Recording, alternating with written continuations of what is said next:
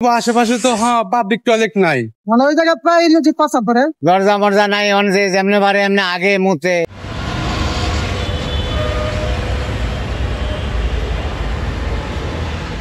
এই কারণে জরুরি ভাবে মনে করেন প্রস্রাব করছে তো এখন গাড়ি থেকে নাইমে এটা উপরে অনেকক্ষণ ছিলাম, উপরে পাই নাই কোনো জায়গায়, ঠিক আছে। পরে পরবর্তী এই জায়গায় দিয়ে সবাই প্রস্রাব করে, এই কারণে আমি প্রস্রাব করতে পড়ছি। ওই জায়গায় মনে করেন জনগণ প্রস্রাব করে এই জায়গায় গেছে, জনগণ যদি না যাইতো তাহলে ওই জায়গায় যাওয়ার প্রশ্ন হবে। ওই জায়গায় প্রস্রাব করছে হয়তো আপনি খেয়াল করেন না, আমি কিন্তু এই চিপা থেকে বাইরে হয়েছি, ঠিক আছে। একবার ওই যে বাউন্ডারির পাশে তো খেয়াল করেন নাই, এই জায়গায় দেখছেন তো, যার কারণে আপনার মানে ওই জায়গায় প্রায় প্রস্রাব করে, মানে জায়গা অপরিষ্কার নোংরা, ঠিক আছে। দেখতে বোঝা যায় যে এই জায়গাটা সমস্যা।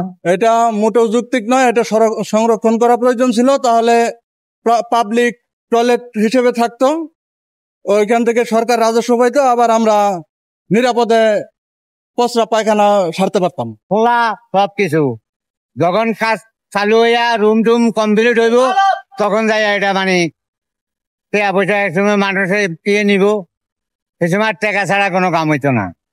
যে যেমন পারে আগের মুতের না করলেও হনে না, যা ফালদা ফালদা উঠে এগুলা ভিড়াই, ওই সোরেরা রাইতে ভাত ভাঙি লইয়া যায়, দরজা মরজা নাই, যে যেমনি পারে এমনি আগে মুতে।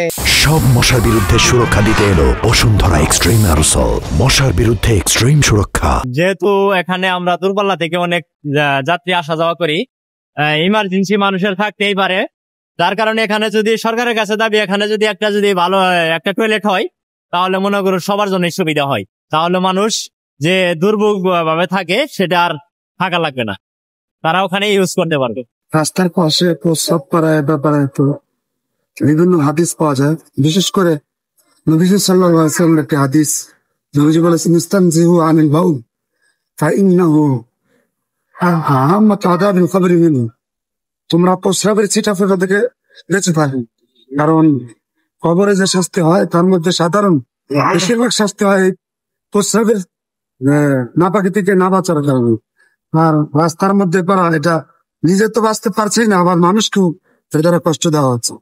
সাথে সাথে আল্লাহ নবী সাল্লাল্লাহু আলাইহি ওয়াসাল্লাম আরো বলছেন নাযিফু আতরাফা বুয়ুতিকুম, তোমাদের ঘরের আশপাশ এগুলো পরিষ্কার পরিচ্ছন্ন রাখো।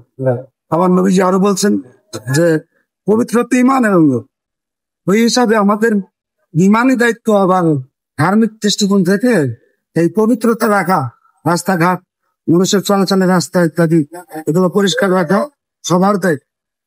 এখানে যদি কেউ প্রস্রাব করে, যে সমস্ত জায়গায় মানুষ চলাচল করে, এগুলো মানুষকে কষ্ট দেওয়ার গুনাহ হয়। আল্লাহ পাক আমাদেরকে এই মানুষকে কষ্ট দেওয়ার গুনাহ থেকে বিরত থাকার তৌফিক দান করুন।